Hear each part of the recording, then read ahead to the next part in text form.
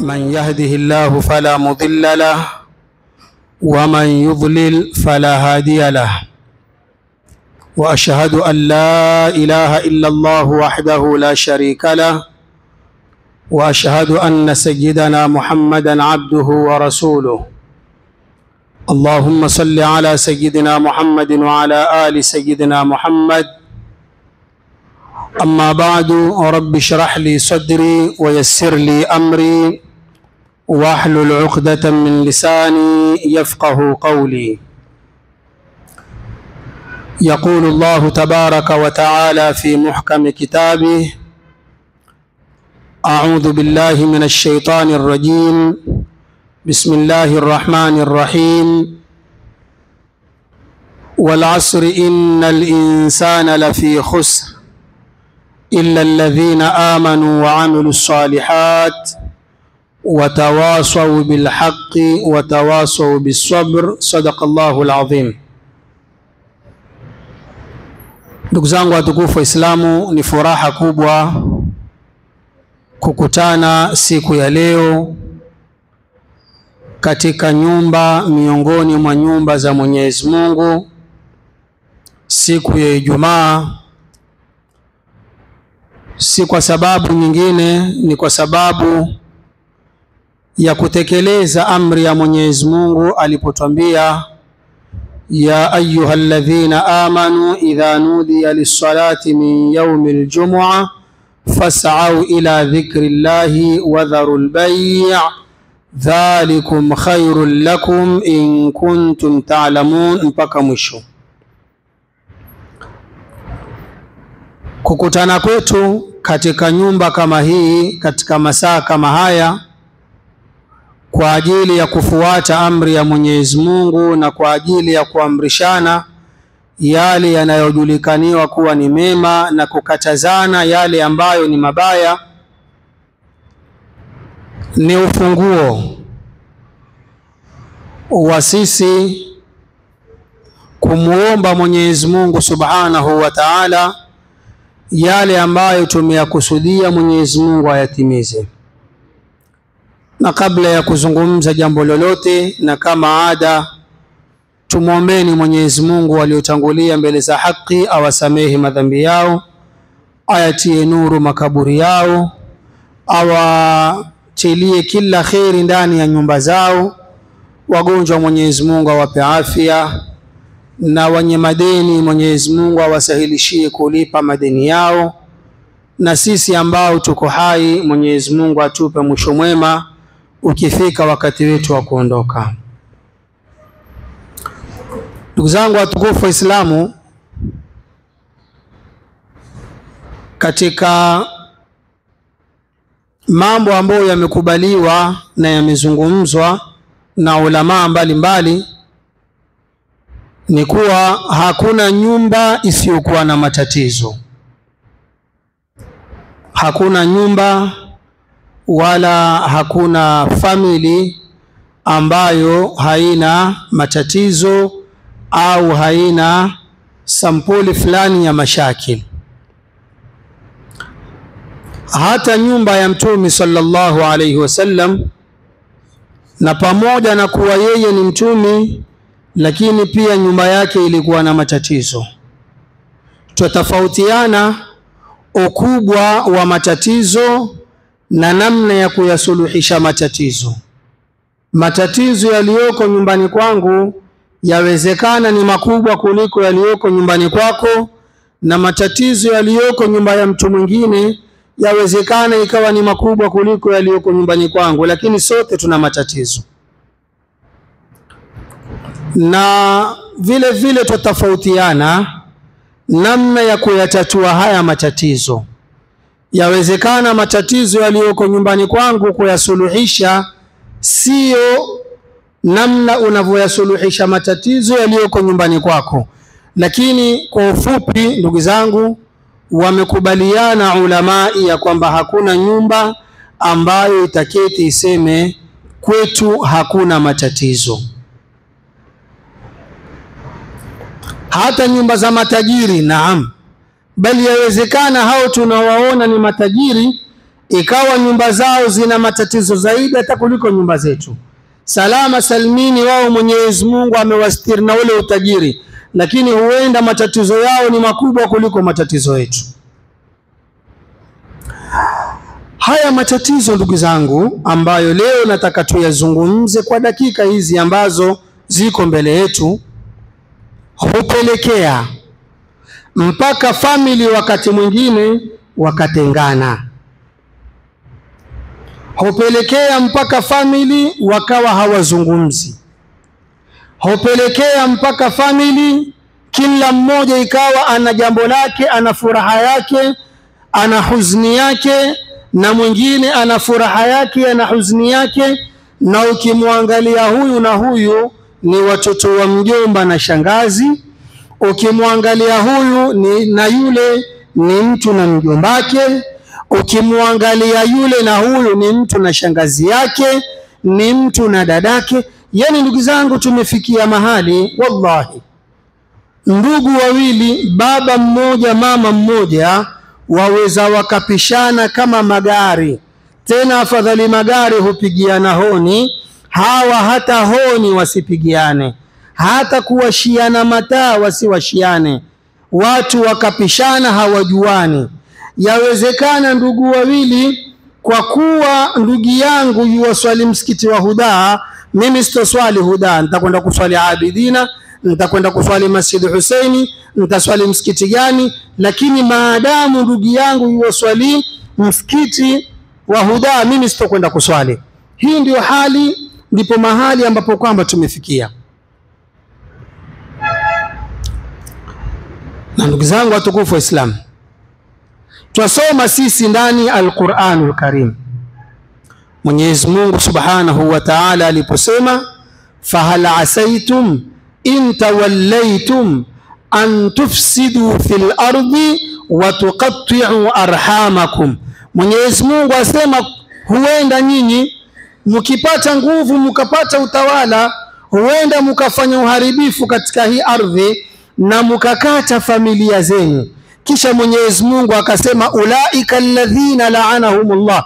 Ukimuona mtu ameikata familia yake, ukamuona mtu hazungumzi na mjombake, hazungumzi na shangazi yake, hazungumzi na ukhti yake, hazungumzi na ndugu yake, hazungumzi na yoyote katika jamaa zake, hazungumzi na babake, ukamuona mtu namna hii, Mwenyezi Mungu asema huyo Mwenyezi Mungu ashamlaani. Ulaika alladhina la'anahumullah fa asammahum wa a'ma absarahum. Na ndio Mtume katika hadithi sahihi sallallahu alaihi wasallam asema siku ya kiyama watu watakapohesabiwa, wakwenda peponi wakaambiwa nendeni peponi, wakuambiwa kwenda motoni waende kwenye motoni, hawa watu wote watapita katika sirati. Sirati ile tunayoisikia ni njia ambayo ukivuka ile njia mpaka upande wa pili waingia peponi. Lakini hii njia chini yake lau waanguka, chini yake ni moto. Kwa hivyo kila mwanadamu atakuwa yajitahidi aipite ile njia mpaka ingie peponi, na kila mmoja wetu ataipita. Hakuna mtu ambaye ni special hataipita hii njia, kila mmoja wetu ataipita hii njia. Lakini hii njia upana wake, ninaposema ni bridge, msije mkasawirisha kwamba ni kama bridge ya Nyali au ni bridge ya Kilifi.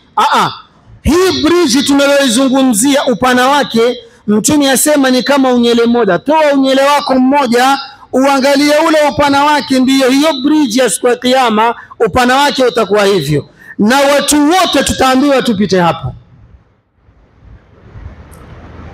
Mtume alayhi salatu wassalam asema kuna watu watapita kalbarqil khatif, kuna watu watapita kama umeme, kuna watu ambao watapita kama farasi anavyokimbia mbio, kuna watu ambao watakimbia kama mtu anayekwenda mbio, kuna watu watapita kama mtu anayetembea, kuna watu watapita kama mtu anayejikokota, kuna watu watapita ile sirati wajivuta kwa tumbo, manake hata kutembea, kila mmoja kulingana na madhambi yake.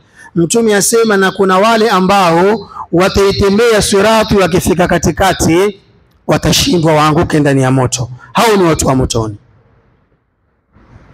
Wa in minkum illa waridhuha kana ala rabbika hatman maqdiya. Mwenyezi Mungu asema hakuna yoyote katika nyinyi illa lazima ataipitia hii sirati. Hii ni hatm, ni wajib maqdiyan, Mwenyezi Mungu amehukumu.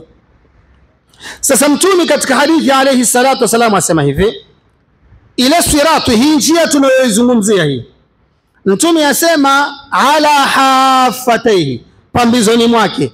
Yani barabara ni hii, upande huu na upande huu Mwenyezi Mungu ataweka vitu viwili. Upande huu Mwenyezi Mungu ataweka amana.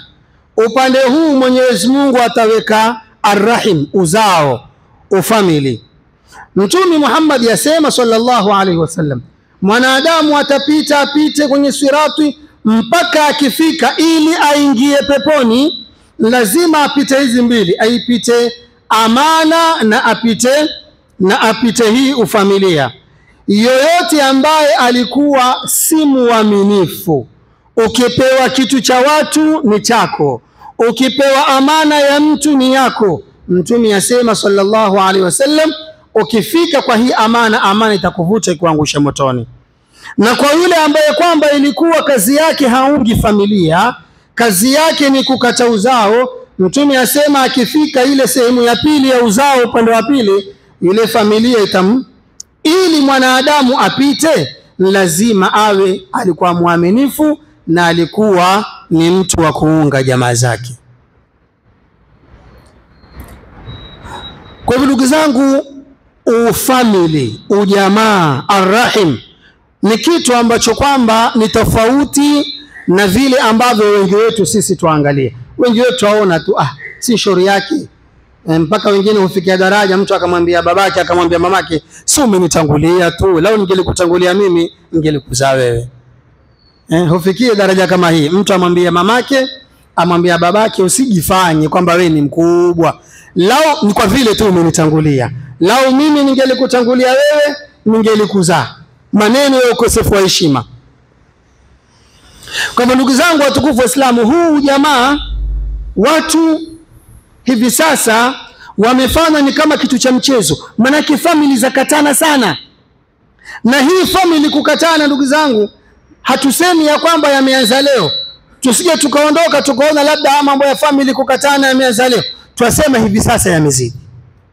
Lakini kama ni masala ya family kukatana, hili ni jambo lilikuweko kuanzia zamani, lakini kwa wakati huu imekuwa si ajabu tena. Ukiambiwa, ukimsikia mtu yasema mimi na jamaa yangu hatuelewani, mimi na mjomba wangu hatusemi, mimi na fulani wangu hatuelewani, yani imekuwa ni jambo, ni kama ni fashion, si jambo tena la kushtua, ambapo zamani ndugu zangu ilikuwa ni jambo kubwa na ni jambo la kushtua. Ndugu zangu, tumesema tutatega sababu, na ingawaje wakati wetu hautoturuhusu, lakini tutajaribu, tutajiangalau sababu 6, hata kama ni kwenda haraka. Katika zile sababu ambazo mara nyingi leo familia zetu ukiangalia, ugomvi wetu, kuteta kwetu, kutoelewana kwetu, zachangiwa na moja kati ya hizi sababu 6 au 5. Sababu ya kwanza, ulama wamesema ni hasad. Sababu ya kwanza wametaja, wasema ni hasad. Wengi katika familia wateta si kwa sababu nyingine, ni kwa sababu ya hasad. Watu ambao wamezaliwa pamoja, watu ambao wameishi pamoja, wanapofikia mahali watu wakamuona mwingine kimaisha yuwafanya vizuri zaidi, wakamuona yuwafaulu zaidi, hawa wengine huanza kumhusudu mwenzao. Ndugu zangu, hasad ni ile hali ya mwanadamu kuingiwa na dhiki katika moyo anapomuona mwenzake yuwafaulu. Hiyo ndio hasad. Ile ukamuona mwenzako, mtu ambaye pengine ni ndugu yako, mmezaliwa na yeye ni mtoto wa ammi yako, ni mtoto wa mjomba wako, ni mtoto wa shangazi yako, mumeishi, mmepiga mpira pamoja, mmehustle pamoja, mmeteseka, lakini ghafla ukaja ukamwona mwenzako, Waswahili wasema ameanza kuomoka. Ghafla ukaja ukamuona amejenga kijibanda, ukaja ukamuona ingiga vijibanda viwili, ghafla vijibanda vitatu. Zamani alikuwa akitembea kwa miguu, sasa ukamuona na baskeli, ghafla ukamuona na kipikipiki, ghafla ukamuona ana gari, ghafla ukasikia ana gari nyingine matatu ameweka barabarani yamtilia riziki, ghafla ukasikia na tuktuku. Ile dhiki ambayo mwanadamu humuingia anapomuona mwenzake yuwaomoka, hiyo ndio hasad. Lakini hasadi mbaya zaidi kuliko hii ya dhiki, hasadi mbaya zaidi ni unapomuona mwenzako sasa yuwaomoka, ukawa watamani lau Mwenyezi Mungu atamwangusha. Hiyo ndio hasadi mbaya zaidi. Naweza kwa mfano nikamuona mwenzangu yuwainuka, nikawa na dhiki, kwa nini yuwainuka yeye mimi siinuki? Na tukiangalia sote biashara yetu ni moja, tabaan ni hasad. Lakini hasadi yangu itakuwa mbaya zaidi ikifika mahali sasa namtamania huyu mwenzangu aanguke. Hiyo itakuwa ni hasadi mbaya. Lakini hasadi mbaya zaidi ni mimi kumtamania mwenzangu aanguke, hata kama akianguka mimi sitofaulu. Kuna kutamani mwenzangu aanguke ni faulu mimi, ni hasadi mbaya. Kuna kutamani mwenzangu aanguke hata kama mimi sitoinuka. Lakini sote tukae vijiweni tuchekane, sote tukae barabarani tuangaliane. Lakini kwa nini yeye, kwa nini siwe ni mimi? Hii ndugu zangu ni hasad. Sasa ndugu zangu, hasadi hii wakati mwingine huingia kwa familia. Ukaona ndugu ndio wanaohusudiana. Badala ya mimi kufurahi nikimwona ndugu yangu maisha yake yapanda, kwa sababu akipanda huenda akanisaidia, na kama hakunisaidia mimi, lakini aweza akamshika mtoto wangu akamsaidia, kumsaidia mtoto wangu ndio kunisaidia mimi. Aweza asinisaidie mimi, aweza asimshike mkono mtoto wangu, lakini akamshika mkono wa mtoto wa mjomba wangu, akashika mkono wa mtoto wa ndugu yangu. Yani isiwe ni lazima kwamba ni mimi, iwe ni lazima kwamba ndugu yangu alipopata kuna mtu katika familia ameinuka kupitia yeye. Sasa ndugu zangu, hii hasad hoja ikafika mahali mpaka ikapanda, ndugu wakafikia mahali hawasemezani, ndugu wakafikia mahali hawasalimiani, ndugu wakafikia mahali watu watamaniana mpaka kufa, kwa sababu tu lau wachunguza ni kwa nini kina fulani wana maendeleo, haya maendeleo kwetu sisi hakuna. Basi ndugu zangu, katika hasadi ambazo kwamba ni mbaya zaidi, ndugu huhusudiana mpaka kupendwa. Yani mimi namhusudu ndugu yangu huyu kwa sababu baba yuwampenda zaidi yeye kuliko kunifanya nini, kuliko kunipenda mimi. Na hilo ndilo ambalo kwamba limetokea kwa ndugu zake Nabii Yusuf.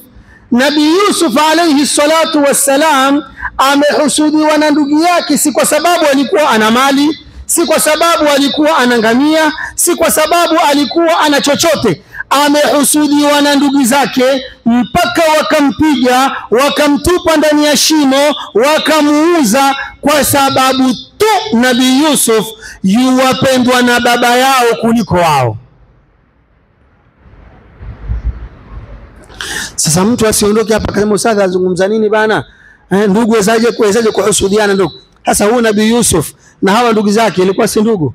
Hawa ni ndugu baba mmoja, tofauti tu ni mama. Wale Nabii Yakubu alikuwa na wake watatu, wale amewazana huyu, wale amewazana huyu, wale amewazana huyu, lakini wote kila mmoja utakayemuita ni ibn Yakub. Utasema Yahudha ibn Yakub, utasema Lawi ibn Yakub, utasema Shamun ibn Yakub, utasema Binyamin ibn Yakub, Yusuf ibn wote kila utakayewataja kisha utasema ni mtoto wa nani? Mtoto wa Nabii Yakub. Lakini pamoja na ndugu watu wamehusudiana. Kabil na Habil, hawa ni ndugu, baba mmoja mama mmoja, wote ni watoto wa Nabii Adam na mama Hawa. Lakini kisha ilikuwaje? Mwenyezi Mungu asema Awadhkur, Mwenyezi Mungu asema subhanahu wa ta'ala kumwambia mtume sallallahu alayhi wasallam, watlu alayhim, waelezee naba abnai adama idh qarraba qurbanan. Hawa ni ndugu wawili walitoa sadaka. Kabil alikuwa yashughulika na mazao, zawadi yake akapeleka mazao, yani akachukua mahindi, maharagwe, nini, lakini alichagua zile mbovu mbovu akaziweka. Ndugu yake Habil alikuwa akishughulika na mifugo, akaangalia kondoo aliyenona zaidi, akamchukua akamweka. Zamani sadaka kukubaliwa ilikuwa ni kuje moto ichome, si kama leo sadaka imekubaliwa hujui. Zamani sadaka yako kukubaliwa waiweka mahali, kisha wasimama kando waangalia. Moto ukija ukiichoma ile sadaka, maana yake sadaka yako inchukuliwa. Kama moto haukuja kuchoma sadaka yako, maana yake sadaka yako haikubaliwa. Wameketi ndugu wawili waangalia ni sadaka ya nani itachomwa. Moto ukaja kutoka mbinguni ukachoma kondoo, ukaacha mazao. Ishara ya kwamba sadaka iliyokubaliwa ni ya Habil mdogo. Kabil sadaka yake haikubaliwa. Hasadi ikamwingia. Baba mmoja, mama mmoja, akamwambia la aqtulannaka, nitakuua. Mdogo akamwambia mkubwa, innama yatakabbalu Allahu minal muttaqin, Mwenyezi Mungu amekubali sadaka yangu kwa sababu mimi namuogopa, si kwa sababu nyingine. Na likapelekea mpaka mkubwa akamuua mdogo wake. Kwa ndugu zangu, hatua ya kwanza au jambo la kwanza linalotia ugomvi leo katika familia nyingi ni hasad. Kila mmoja ajichunguze. Huenda vita unavyopigwa katika familia ni kwa sababu Mwenyezi Mungu amekupa, na huenda vita ambavyo wewe wawapiga watu wengine katika familia yako ni kwa sababu Mwenyezi Mungu amewapa. Wajikazakaza tu watu wasijue kuwa ni hasadi ndio inayokukereketa. Lakini huenda ndugu yangu Muislamu, unapotwambia mimi na mtoto wa mjomba wangu hatusemi, unapotwambia mimi na mtoto wa shangazi yangu hatuelewani, unapotwambia mimi na, huenda, chunguza moyo wako, huenda ni hasadi tu na wivu tu ndio unaokusumbua moyo mpaka ukaona watu wengine hawafai. Ndugu zangu, hii ni sababu ya kwanza. Miongoni mwa sababu walizozitaja ulama miongoni mwa sababu walizozitaja ulama zinazotia ugomvi katika familia ni annamima, fitna, kutongeleza. Kutongeleza ndugu zangu tunakomaanisha ni ile hali ya kubeba maneno hapa kuyapeleka hapa kwa lengo la watu kuteta. Hii ndio annamima. Maneno ya huyu wayapeleka kwa huyu, ya huyu wayapeleka kwa yule. Na Mwenyezi Mungu ameliharamisha hili jambo. Mwanadamu kuchukua maneno huku na huku ili watu watete, Mwenyezi Mungu ameliharamisha. Ameliharamisha ndani ya Qur'ani. Mwenyezi Mungu aliposema fala tuti' kulla halafin mahin hammazin masha'in binamim manna'in lilkhairi mu'tadin athim. Mtume ameliharamisha katika hadithi. Mtume sallallahu alaihi wasallam siku moja yatembea makaburini na baadhi ya masahaba akaona kaburi mbili, kisha mtume akasimama. Mtume akasema hao waliozikwa hapa waadhibiwa. Mtume akasema na madhambi yao si makubwa, kisha mtume akasema hapana, madhambi yao ni makubwa. Mtume akasema huyu wa kwanza yuadhibiwa kwa sababu akikojoa mikojo yake ilikuwa ikiingia kwenye miguu yake, kana la yastanzihu min albaul, mikojo ingia kwenye miguu na wala miguu haioshi pengine baada ya hapo. Na huyu mwingine mtume yasema kana yamshi bin namima, kazi yake ilikuwa ni kutembea na kutia maneno ya fitna, maneno ya kutongeleza. Mwenyezi Mungu yawaadhibu. Kisha mtume akaitisha vijiti viwili akakita kwenye makaburi yao. Mtume alipoulizwa hikma, mtume akasema huenda Mwenyezi Mungu akawafanyia takhfifu ma lam yaibasa, mwida hivi vijiti mlivyoviweka havijakauka. Kwa hivyo ndugu zangu, kuchukua maneno huku ni haramu. Bal nimesoma katika kitabu zamani chaitwa Mustataraf, akiyazungumza haya maneno asema mara nyingi mara nyingi, hakusema ni lazima, asema mara nyingi mtu ambaye ana tabia ya kugurisha maneno mara nyingi huwa ni mtu ambaye ni mtoto wa nje ya ndoa. Asema ghaliban, asema mtu ambaye amezaliwa ndani ya ndoa ni nadra kuwa na tabia ya kuchukua maneno chu chu chu chu chu ya kila wakati ukitinaye chu chu chu fulani wasema, akaenda kwa yule Muhammad amesema, akaenda kwa fulani amekuzungumza ya nini? Hakuna asiyezungumzwa ndugu zangu, hakuna, kila mmoja yozungumza, lakini hakuna dharura ya kuja kunambia fulani wa kuzungumza. Hapana, Mtume alikataza. Mtume asema sallallahu alaihi wasallam katika hadithi muhimu, Mtume asema uhibbu an akhruja ilaykum saliman muafa, mimi napenda nikiketi na watu roho yangu iwe nyeupe. Kama kuna mtu yuanizungumza, maadamu hanizungumze mbele yangu khalas, lakini nataka mtu nikitoka mbele ya watu moyo wangu uwe ni mweupe. Mtume asema mtu asiniletee maneno fulani wa kuzungumza fulani. Mtume asema napenda nikikutana na watu roho yangu iwe ni nyeupe kwa wao, nisiwe ninamuona mtu nitaka kumsalimia lakini nakumbuka, lakini niambiwa huyu ameketi mahali fulani akanisema. Kama ndugu zangu, annamima, hii annamima, kugurisha maneno ya fitna, wakati mwingine hutambai kaingia katika familia, na family ndugu zangu zagawanywa mara nyingi na watu sampuli mbili. Kwanza kabisa, hizi familia zetu zagawanywa na jinsia ya kike. Si rahisi familia kugawanywa na jinsia ya kiume. Na katika jinsia ya kike wanaogawanya family ni watu mara mbili, ni mama wa kambo na mke anayeolewa.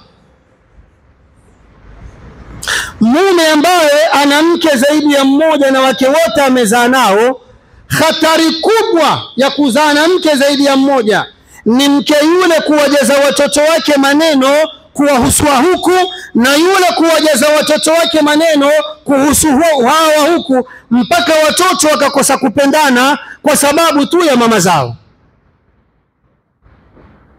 Mtu wa pili ambaye yuwaongoza kuzivunda familia na kutia ugomvi katika familia ni hawa wake tunaowaoa. Mtu amezaliwa, ameishi na mama, ameishi na baba, ameishi na familia yake miaka na kuelewana mpaka amfika miaka 27, miaka 28, sasa yataka kuoa. Siku akimleta mke ndani ya nyumba, mke aliyekuja jana na juzi, sasa ataona makosa ya mamake mumewe, ataona makosa ya babake mumewe, ataona makosa ya ndugu zake mumewe, makosa ambayo mimi mume sikuwahi kuyaona katika miaka 27, 28 niliyoishi na familia yangu. Na ndugu zangu sote tunajua, na mtanisamehe labda nazungumza lugha kubwa zaidi, lakini sote tunajua tulioa kwamba mazungumzo ya kitandani yana taathira kuliko mazungumzo ya makochini. Sote tunajua hilo. Mazungumzo ya watu yamejifunika shiti moja na huku yana athari yake.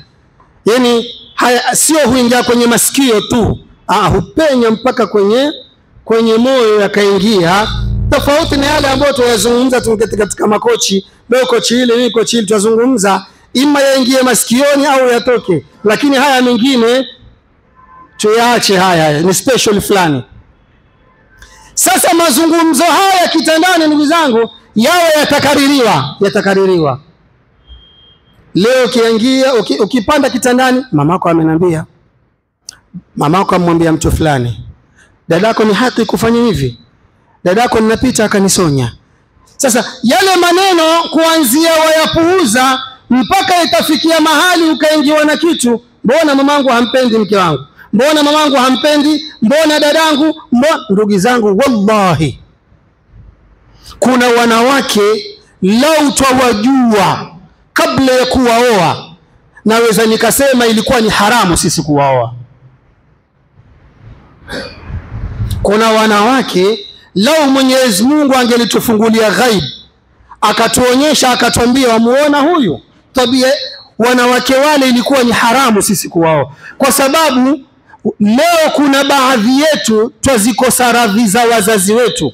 Leo kuna baadhi yetu twatendea hali ya kuwa tumelaaniwa Sababu ya laana ni mke aliyekuja kwa juu, mke ambaye siku ukifa, huyo mke anayekugombanisha na familia yako, siku lao Mwenyezi Mungu amekuchukua baada ya miezi 4 na siku 10, zile lugha za nakupenda, sipati usingizi kwa ajili yako, mimi nakuota, zile lugha, kuna mwenzako mwenye ndevu kama wewe atakwenda kuambiwa. Akugombanisha na familia, akugombanisha na mama, lakini ondoka kama leo baada ya miezi 4 na siku 10, zile lugha. Tena kama ni mwanamke mbaya zaidi, atakuzungumza vibaya haswa mbele ya huyu mpya huyu, yule marehemu.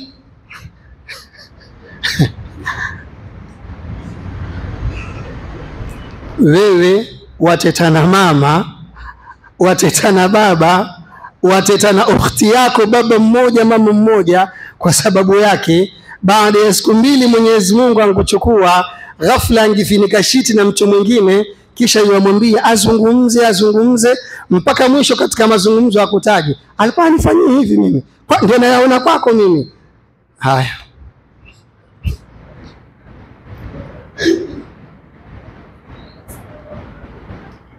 usife. Tumesema ukifa baada ya miezi 4 na siku 10, hata usife wewe, muache tu. Akimaliza tahara 3, yale maneno mazuri aliyokuwa akikwambia, atakwenda kumwambia, ndugu zangu, ndiyo maisha tunayoishi. Wenyewe wanasema kile kinachofanyika kwa mwenzako na kwako pia chaweza kufanyika, hakuna mtu special. Usiketi ukasema mimi nikifa. Safari moja napeleka pikipiki, nikaona matatu nyumba huko nyuma imeandikwa nikifa mke wangu asirithiwe. Imeandikwa nikifa mke wangu asirithiwe, kisha chini akaandika wasia uheshimiwe. Sasa napeleka kunajiuliza, huo wasia utaheshimia wewe uko chini, umechimbiwa futi 6 huko, yanayofanyika huko juu, nani akwambia wasia wako utaheshimiwa? Kwa hivyo ndugu zangu watukufu wa Islam, nikizungumza haya si kwa sababu tufurahi, lakini nazungumza kwa sababu sisi ni wanaume twaoa. Sisi ni wanaume twaoa, na ni halali kuoa mpaka wake 4. Lakini ndugu zangu, katika mambo ambayo ni muhimu, zamani uko na mke wako mwazungumza, yale maneno yachuje, hayasikizwi na kifua, husikizwa na akili. Kisha kisha kuzungumzwa, na wewe pia ni mtu na akili yako kaweza kuchuja, haya maneno ni fitna, haya maneno si fitna. Wa illa ndugu zangu, wallahi tutaingia ndani ya makaburi, hatuna radhi za wazazi wetu. Tutakuwa tutembea tuje msikitini kuswali Allahu akbar wala dhalin amin, lakini huku waswali, huku kuna malaika yokuandikia mal'un, wewe umelaaniwa, wewe umelaaniwa, wewe umelaaniwa, na swala zako na sijida yako, lakini waandikiwa umelaaniwa. Laana hii sababu yake nini? Laana hii sababu ni kuwa kuna mmoja katika familia yako huzungumzi naye, na chanzo cha kuzungumza ni maneno tu ya fitna ambayo yameingizwa ima na mke wako au pengine na mama mkwe, ukayachukua yale maneno ukayafanya ni ishu kubwa mpaka watu wakatofautiana. Hili ndugu zangu ni jambo la pili, na tumesema tuna mambo 6 ambayo haya mambo 6 ndio yanayochangia katika kugombana ndani ya familia. Jambo la 3 kwa haraka. Jambo la 3 ni zawajul aqarib, ndoa za familia. Ndugu zangu, ukisoma Suratun Nisaa aya 23 na aya 24, tumehalalishiwa sisi au tumetajiwa wanawake ambao ni haramu kuoa. Takriban kama sijakosea ni wanawake 24 23 tumeharamishiwa kuoa katika Suratun Nisaa aya 23 na 24, na mtu akitaka atafungua kwenye msahafu ahakikishe. Wasiokuwa hawa ambao nimesema tumeharamishiwa, kuna wale ambao tumeharamishiwa kuwaoa kwa nasaba, kuna wale ambao tumeharamishiwa kuwaoa kwa ukwe, kuna wale ambao tumeharamishiwa kuwaoa kwa kusonda, tumenyonya pamoja. Kuna wale ambao tumeharamishiwa kuwaoa kwa sababu ya kukusanya, yani sifai mimi ni muoe binti na dadake, yani baba mmoja mama mmoja, au baba mmoja au mama mmoja, halafu ni mkusanye mtu na dadake, labda mmoja ni muache au mmoja aondoke duniani zankaoa mwingine. Wasiokuwa hawa niliyosema, wasiokuwa hawa ambao mtawaona katika hizi aya mbili, sisi ni halali kuwaoa. Na ukisoma katika suratul Nisa, katika hawa wanawake niliyowataja, hakuna binti ya mjombako, hakuna binti ya shangazi yako, hakuna binti ya ammi yako. Yani ina maana waweza ukaoa binti ya ammi yako, waweza ukaoa binti ya shangazi yako, waweza ukaoa binti ya mjomba, waweza, kwa sababu katika wale wanawake hawa hawamo. Lakini ulama wametofautiana. Kwa mfano, madhhabi yetu ya Imam Shafi'i na madhhabi ya Imam Ahmad ibn Hanbal wamesema ni makruhu watu kuoana kifamilia, si haramu. Yani mtoto wangu wa kiume yuoa mtoto wa ndugu yangu wa kike, kisheria yafaa kuoana, ni sawa. Lakini madhhabi yetu ya Imam Shafi'i na Imam Ahmad ibn Hanbal wamesema ni makruhu. Sababu ya kusema ni makruhu nini? Kuna hadithi wametegemea, ulama wengine wamezifanya ni dhaifu, lakini miongoni mwa sababu kubwa walioizungumza wametaja masala ya kwamba hawa watu wawili wakioana, wakielewana, alhamdulillah. Siku wasipoelewana, siku wakiachana, siku kukitokea maneno na kila mmoja katika wazazi akawa yuwamtetea wake, mimi namtetea wangu wa kiume kwa sababu namuona mtoto wangu wa kiume ni kama malaika, ndugu yangu yuwamtetea mtoto wake wa kike kwa sababu aona kuwa mtoto wangu wa kiume alikuwa akimnyanyasa mtoto wake wa kike. Ndugu zangu, mwaona ugomvi utabakia kwa watoto, utaingia kwa wazazi.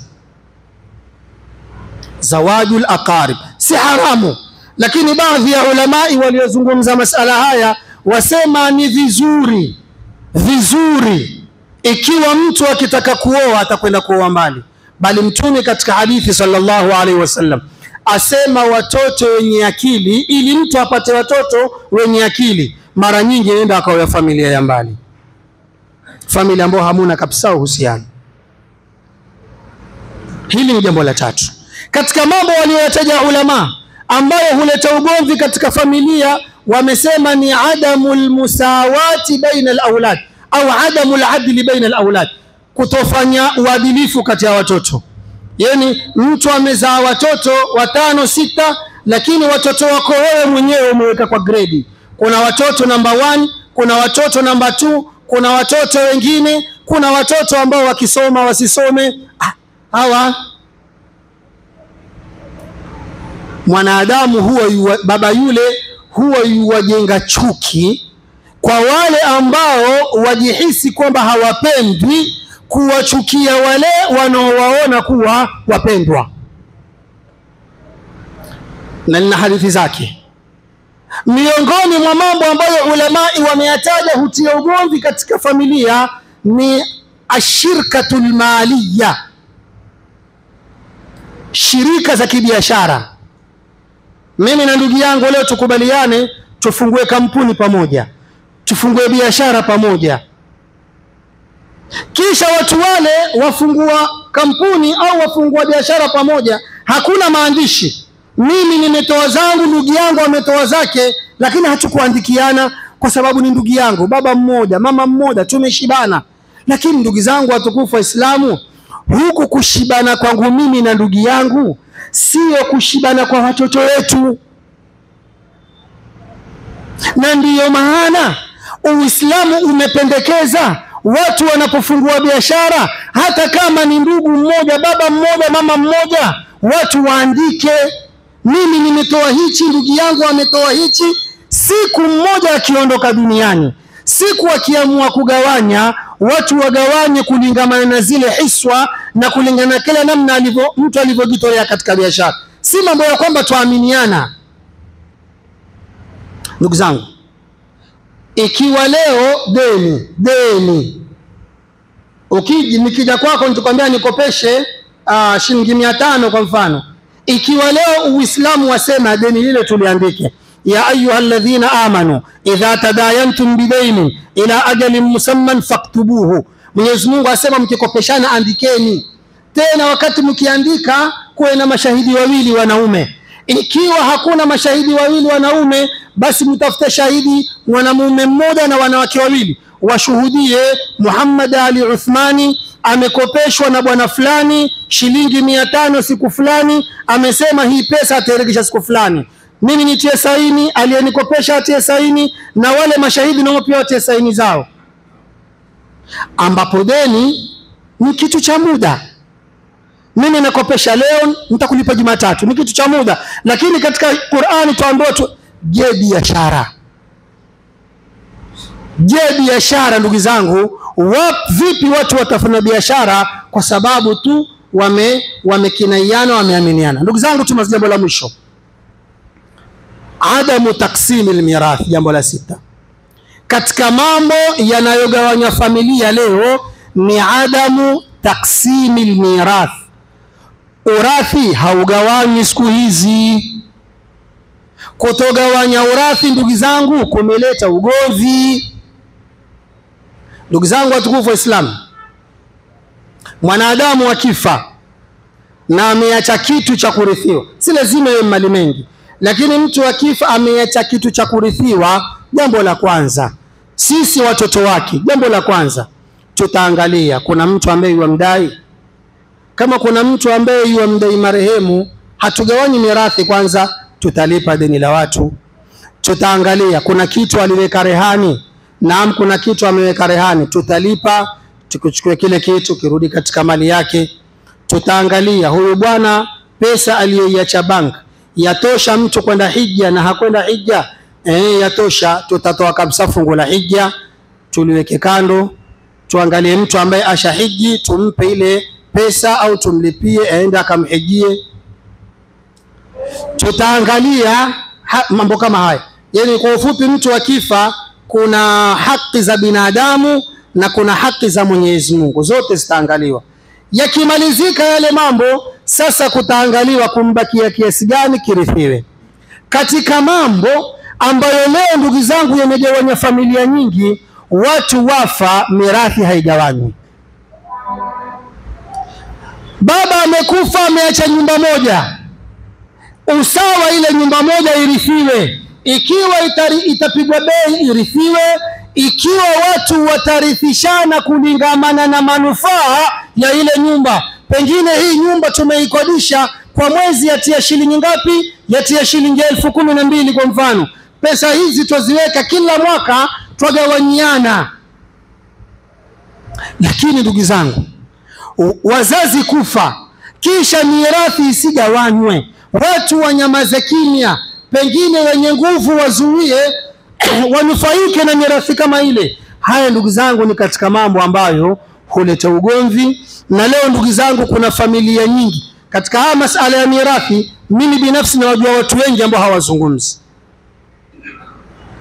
nawajua watu wengi ambao hawazungumzi, na ukitaka kukosana na wao wafuate wale, waambie mbona nyinyi mateta, watakwambia si kwa sababu wale wamezuia mirathi. Nenda kwa wale wakawaambia jamani, Kiislamu ni makosa, hii mirathi igawanywe, ugomvi ondoke. Wale watakukasirikia kwa sababu waingilia mambo ambayo hayakuhusu.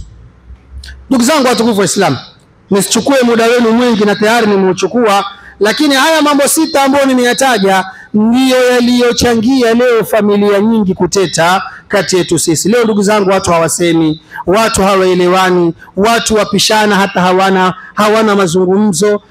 Mtu na mjombake akifa yule kule, huyu haendi kuzika, na akienda yuenda kama mgeni. Fikiria mtu ambaye kwamba ilikuwa yeye ndiye aende akashughulike, lakini yuenda kama mgeni kuangalia tu kuendelea nini, halafu aondoke ende zake kwa sababu tu ya moja kati ya haya mambo 6 yameingia kwenye familia yakagawanya umma. Ndugu zangu, Mwenyezi Mungu inshallah atupe masikilizano kati yetu. Mwenyezi Mungu atutengezee majumba yetu. Mwenyezi Mungu atujalie min alladhina yastami'una alqawla fayattabi'una ahsana. Wassalamu alaykum wa rahmatullahi wa barakatuh.